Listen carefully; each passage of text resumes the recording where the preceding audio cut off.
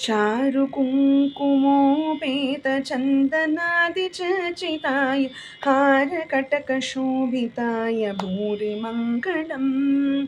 चारुकुङ्कुमोपेतचन्दनादिचर्चिताय हारकटकशोभिताय भूरिमङ्गलम्।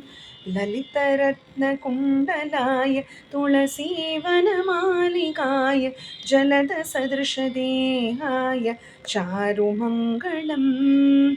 ललितरत्नकुण्डलाय तुलसीवनमालिकाय जलदसदृशदेहाय चारुमङ्गलम्।